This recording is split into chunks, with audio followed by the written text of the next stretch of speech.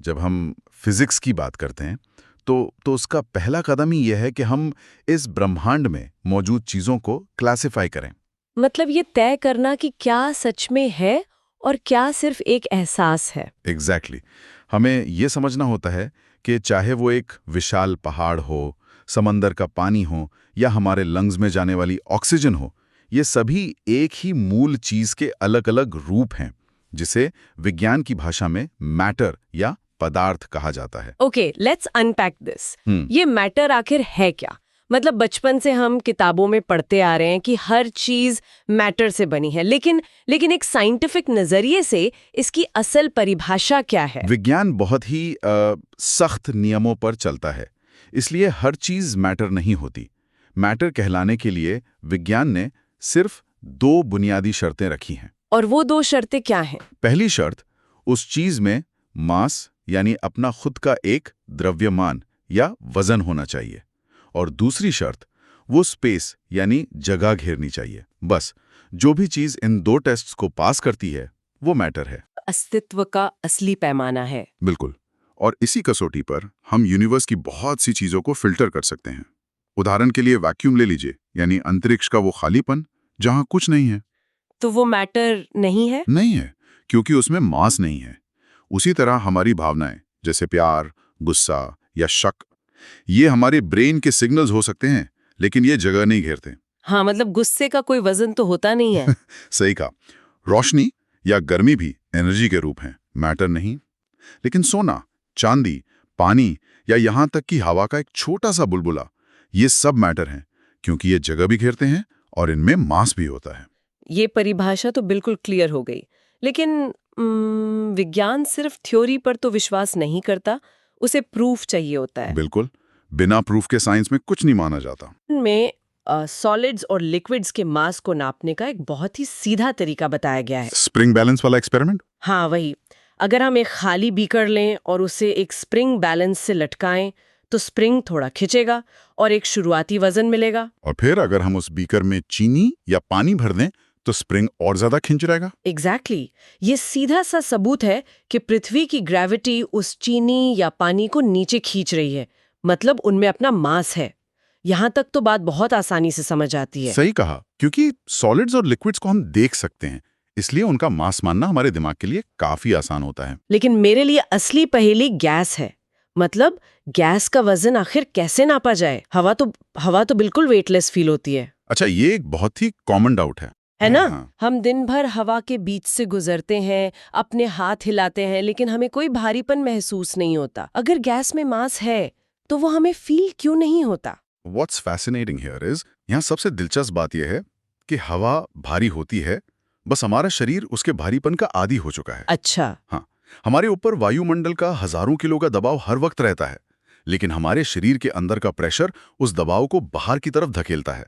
इसलिए हम पिचकते नहीं हैं और हमें हवा हल्की लगती है। ओ, तो इंटरनल प्रेशर उसे बैलेंस कर रहा है। बिल्कुल। लेकिन अगर हमें हवा का मास साबित करना हो तो हम एक बहुत ही उम्दा और विजुअल एक्सपेरिमेंट कर सकते हैं। वही गुब्बारे वाला एक्सपेरिमेंट ना?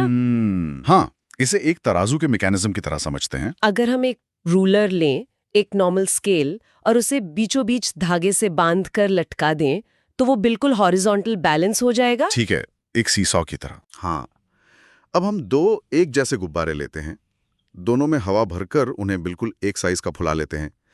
एक गुब्बारे को रूलर के एक सिरे पर बांधते हैं और दूसरे को दूसरे सिरे पर। और क्योंकि दोनों में बराबर हवा है, तो ग्रेविटी दोनों को बराबर ताकत से नीचे खींचेगी। एग्जैक्टली। इसलिए रूलर का बैलेंस नहीं बिगड़ता, वो बिल्कुल सीधा रहता है। यहाँ तक तो सब परफेक्ट बैलेंस में है। लेकिन असली साइंस तब शुरू होती है जब हम एक सुई लेकर किसी एक गुब्बारे में बहुत ही सावधानी से एक छोटा सा छेद करते हैं, इस तरह कि वो फटे नहीं, बस उसकी हवा धीरे धीरे बाहर निकले। तो जैसे जैसे अंदर की हवा बाहर निकलेगी, वो गुब्बारा पिचकने लगेगा। और हवा बाहर निकल गई, इसका मतलब क्या हुआ? इसका मतलब उस सिरे से वो मास कम हो गया जो ग्रेविटी को अपनी तरफ खींच रहा था। एकदम सही। और इसका नतीजा ये होता है कि रूलर का बैलेंस तुरंत बिगड़ जाता है। रूलर उस तरफ नीचे की ओर झुकने लगता है जिस गुब्बारे में अभी भी हवा भरी हुई है। अरे वाह, ये तो बहुत ही सिंपल और विजुअल तरीका है ये देखने का कि हवा में भी वजन है। बिल्कुल, ये कोई जादू नहीं है, बल्कि ग्रेविटी का सीधा असर है। भरे हुए गुब्बारे में गैस के पार्टिकल्स हैं जिनका अपना एक मास है जो रूलर को नीचे खींच रहा है।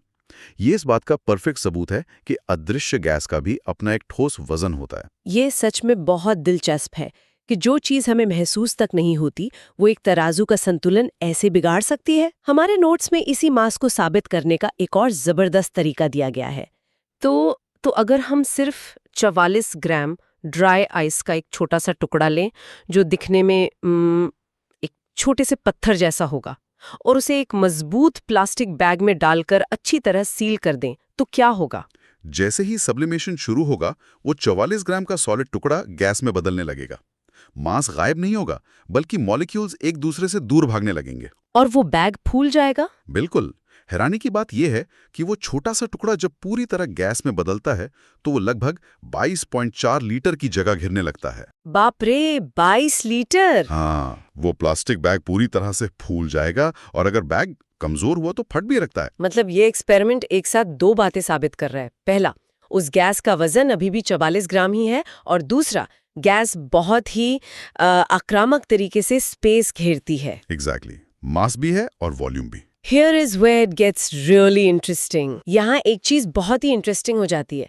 अब जब हमने मास के कॉन्सेप्ट को डिकोड कर लिया है तो हमारा अगला कदम है मैटर के इस दूसरे नियम को समझना, यानी स्पेस या वॉल्यूम की बात। हाँ, आखिर मैटर यूनिवर्स में अपनी जगह कैसे बनाता है? जगह घेरने का ये जो सिद्धांत है, ये दरअसल डिस्प्लेसमेंट या विस्थापन के नियम पर आधारित है। यूनिवर्स का एक बहुत ही कड़ा नियम है। मैटर के दो टुकड़े एक ही समय में बिल्कुल एक ही जगह पर नहीं रह सकते। अगर किसी नई चीज को जगह बनानी है तो उसे पुरानी चीज को वहां से हटाना ही पड़ेगा। इस कॉन्सेप्ट को समझने के लिए हमारे सोर्स में एक ओवरफ्लो जार का बहुत ही क्लासिक एक्सपेरिमेंट है। मैं बताती हूँ। एक ओवरफ्लो जार एक ऐसा बर्तन होता है जिसमें ऊपर की तरफ एक छोटा सा छेद या स्पाउट होता है। हाँ, जैसे हम निकास नली भी कह सकते हैं। तो अगर हम इस जार को पानी से बिल्कुल उस स्पाउट के लेवल तक भर दें तो पानी बाहर गिरने की बिल्कुल कगार पर आ जाता है। मतलब एक बूंद और डाली और बैलेंस खराब, पानी बाहर गिर जाएगा। बिल्कुल। अब अगर हम एक खाली बीकर उस स्पाउट के नीचे रख दें और एक ठोस कांच के टुकड़े को धागे से बांधकर धीरे धीरे उस पानी में डालें, तो जैसे ही वो कांच का टुकड़ा पानी के अंदर जाएगा वो अपनी जगह बनाने के लिए पानी से लड़ेगा। और क्योंकि दो चीजें एक जगह नहीं रह सकती तो कांच उस पानी को वहां से बाहर धकेल दे रहा। हाँ। वो पानी स्पाउट से होकर नीचे बीकर में गिरने लगेगा। बिल्कुल। और इस एक्सपेरिमेंट की खूबसूरती इसके अगले हिस्से में। वो कैसे?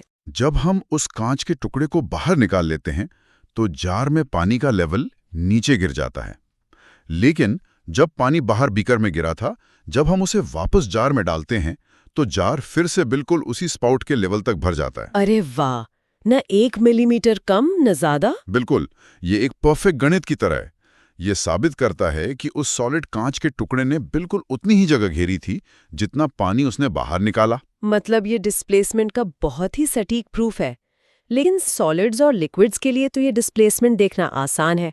गैस के स्पेस घिरने को हम अपनी आंखों से कैसे देख सकते हैं? हवा को तो हम पानी से बाहर निकलते हुए नहीं देख सकते। इसके लिए हमारे नोट्स में एक बहुत ही क्लेवर एक्सपेरिमेंट दिया गया है। अगर हम एक पानी से भरी बाल्टी लें और एक कांच का ग्लास लें जो हमें बिल्कुल खाली दिख रहा हो, लेकिन असल में वो खाली नहीं है, उसमें हवा मौजूद है। बिल्कुल। तो अगर हम उस ग्लास को सीधा उल्टा करके पानी की बाल्टी में सीधा नीचे की तरफ दबाएं तो हम देखेंगे कि ग्लास के अंदर पानी नहीं घुस पाता। अच्छा। हाँ, ग्लास का लगभग 2/3 हिस्सा अंदर से बिल्कुल सूखा रहता है। ऐसा इसलिए क्योंकि ग्लास के अंदर जो हवा फंसी हुई है वो एक फिजिकल बैरियर की तरह काम कर रही है। मतलब हवा का वॉल्यूम उस पानी को अंदर आने से रोक रहा है। एकदम सही। हवा पानी से मानो कह रही है कि ये मेरी जगह है, तुम अंदर नहीं आ सकते। बिल्कुल सही विश्लेषण है ये। वो फंसी हुई गैस अपनी जगह घेर रही है और पानी को डिस्प्लेस कर रही है। अब इसी एक्सपेरिमेंट को एक कदम और आगे ले जाते हैं। अगर हम एक दूसरा ग्लास लें, उसे भी पानी के अंदर ले जाएं और पहले वाले ग्लास को, जिसमें हवा फंसी है, पानी के अंदर ही हल्का सा तिरछा करें। तिरछा करते ही अंदर फंसी हवा को बाहर निकलने का रास्ता मिल जाएगा। हाँ, हम देखेंगे कि पहले ग्लास से हवा के बड़े बड़े बुलबुले निकलकर ऊपर की तरफ उठते हैं। ओके। अगर हम उन बुलबुलों को दूसरे ग्लास के अंदर कैच कर लें तो हम देखेंगे कि जैसे जैसे बुलबुले दूसरे ग्लास में जा रहे हैं वहां से पानी बाहर निकल रहा है। और पहले ग्लास का क्या होगा? पहले ग्लास में जहां से हवा आजाद हो गई है, उस खाली हुई जगह को भरने के लिए तुरंत पानी अंदर घुस जाता है। ये तो बुलबुलों का ट्रांसफर आंखों के सामने साबित कर रहा है कि गैस एक असली भौतिक चीज है जो बहुत ही मजबूती से अपना स्पेस ऑक्यूपाई करती है। एग्जैक्टली। ये वाकई सोचने पर मजबूर करता है। हमने ये तो समझ लिया कि बाहर से मैटर कैसा बर्ताव करता है, वो मास कैरी करता है और स्पेस के लिए लड़ता है, लेकिन इस मैटर के बिल्कुल अंदर क्या चल रहा है? अंदर की कहानी बहुत दिलचस्प है। मतलब ये सॉलिड्स, लिक्विड्स और गैस, ये तीनों इतने अलग क्यों बिहेव करते हैं? एक ठोस पत्थर अपनी जगह पर अडिग रहता है, लिक्विड ढलान की तरफ बहता है और गैस पूरे कमरे में फैल जाती है। इन तीनों में आखिर ये भेदभाव क्यों है? इस रहस्य को सुलझाने के लिए हमें मैटर के बिल्कुल सेंटर में माइक्रोस्कोपिक लेवल पर झांकना होगा। जैसे कोई भी गगनचुंबी इमारत ईंट, सीमेंट और स्टील से मिलकर बनती है, वैसे ही दुनिया का हर मैटर बहुत ही छोटे, न दिखाई देने वाले कणों से बना है, जिन्हें हम एटम्स कहते हैं। Atoms, okay. और जब ये एटम्स आपस में जुड़ते हैं तो वे मॉलिक्यूल्स बनाते हैं। यही मॉलिक्यूल्स मैटर की असली नींव हैं। तो क्या ये मॉलिक्यूल्स किसी पत्थर के अंदर बिल्कुल शांति से जमे हुए बैठे रहते हैं? बिल्कुल नहीं। ये प्रकृति का एक बहुत ही बड़ा सच है कि यूनिवर्स में कोई भी मॉलिक्यूल कभी पूरी तरह शांत नहीं रहता। मतलब कुछ ना कुछ हलचल होती रहती है। हाँ, ये मॉलिक्यूल्स हमेशा एक कंटिन्यूअस मोशन में रहते हैं, यानी लगातार कांपते या हिलते डुलते रहते हैं। इस मोशन की वजह से इनमें काइनेटिक एनर्जी यानी गतिज ऊर्जा होती है। और इस हलचल से मैटर का स्टेट कैसे तय होता है? इस हलचल के बीच दो बहुत ही अहम फोर्सेस हैं, जो सॉलिड, लिक्विड और गैस के बीच का सारा फर्क तय करते हैं। ये एक तरह का रस्साकशी का खेल है। रस्साकशी? हाँ, एक तरफ है इंटरमॉलिक्यूलर फोर्स। ये वो ताकत है जो मॉलिक्यूल्स को चुंबक की तरह एक दूसरे की तरफ खींचकर बांधे रखना चाहती है। ठीक है। और दूसरी तरफ है उनकी काइनेटिक एनर्जी, जो गर्मी या मोशन की वजह से उन्हें एक दूसरे से दूर भगाना चाहती है। ओह, तो इन दोनों की लड़ाई से तय होता है कि इंटरमॉलिक्यूलर स्पेस यानी मॉलिक्यूल्स के बीच की खाली जगह कितनी होगी? बिल्कुल। जब आपसी खिंचाव या फोर्स जीत जाता है तो मॉलिक्यूल्स एक दूसरे के बहुत पास आ जाते हैं और स्पेस कम हो जाता है। जब काइनेटिक एनर्जी जीत जाती है तो वे एक दूसरे से दूर भाग जाते हैं और स्पेस बहुत ज्यादा हो जाता है। इसे समझने के लिए मेरे दिमाग में एक बहुत ही मजेदार एनालॉजी आ रही है। बताइए। क्या हम इन तीनों स्टेट्स को मुंबई की लोकल ट्रेन के डिब्बों की तरह देख सकते हैं? Local train? ये दिलचस्प लग रहा है। कैसे? देखिए, सॉलिड स्टेट को हम सुबह के पीक ऑफिस टाइम वाली ट्रेन का डिब्बा मान सकते हैं, जहां जहां इतनी भयानक भीड़ है कि लोग एक दूसरे से बिल्कुल चिपक कर खड़े हैं। वो अपनी जगह पर बस थोड़े बहुत कांप सकते हैं, सांस ले सकते हैं, लेकिन अपनी जगह छोड़कर डिब्बे के दूसरे कोने में नहीं जा सकते। बहुत ही शानदार। यहाँ इंटरमॉलिक्यूलर फोर्स बहुत स्ट्रांग है और स्पेस लगभग जीरो है। सॉलिड्स के मॉलिक्यूल्स बिल्कुल इसी तरह लॉक्ड होते हैं। If we connect this to the bigger picture, अगर हम इसे थोड़े बड़े पिक्चर से कनेक्ट करें तो इसी वजह से सॉलिड्स का एक फिक्स आकार और एक फिक्स्ड वॉल्यूम होता है। अगर हम एक पत्थर को मेज पर रख दें तो वो अपने आप अपना आकार नहीं बदलेगा। और लिक्विड का मतलब है दोपहर के वक्त वाली ट्रेन। डिब्बे में अब थोड़ी जगह बन गई है, लोग अभी भी डिब्बे के अंदर ही हैं, लेकिन अब वे इधर उधर मूव कर सकते हैं, दरवाजे से खिड़की तक जा सकते हैं। उनका आपसी फोर्स थोड़ा कमजोर हो गया है और स्पेस सॉलिड के मुकाबले बढ़ गया है। कि लिक्विड की बाउंड्री को छोड़कर हवा में उड़ जाएं। हाँ, वॉल्यूम तो उनका भी फिक्स होता है। बिल्कुल।